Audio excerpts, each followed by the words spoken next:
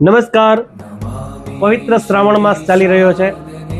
શ્રાવણ સુદ 14 પરમ પૂનમ ગુરુવારે શિવજી ઉપર શું ચડાવવું જોઈએ અને એનો શું લાભ મળે, કયા મંત્રોનો જપ કરવો જોઈએ, આવો જોઈએ.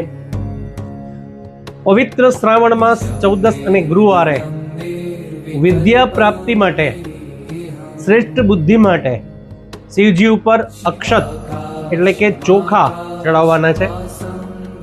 ચોખાનું ખાસ ધ્યાન રાખવાનું, તૂટેલા ન હોવા જોઈએ. અખંડ એટલે આખા, જેને કહેવાય છે અક્ષત.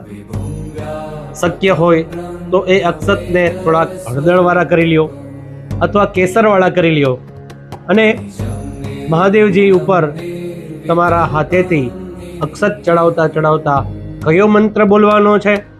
તો 12 જ્યોતિર્લિંગનો મંત્ર છે. ઓમ ત્ર્યંબકેશ્વરાય નમઃ. આ મંત્ર બોલતા બોલતા મહાદેવજી ઉપર તમે અક્ષત ચડાવો. ઓમ ત્ર્યંબકેશ્વરાય નમઃ, ઓમ ત્ર્યંબકેશ્વરાય નમઃ.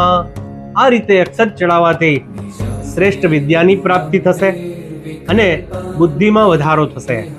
આપણી બુદ્ધિ પણ શ્રેષ્ઠ બનશે અને ભગવાન શિવજીની કૃપા પ્રાપ્ત થશે. અસ્તુ. નમસ્કાર. મહાદેવ હર.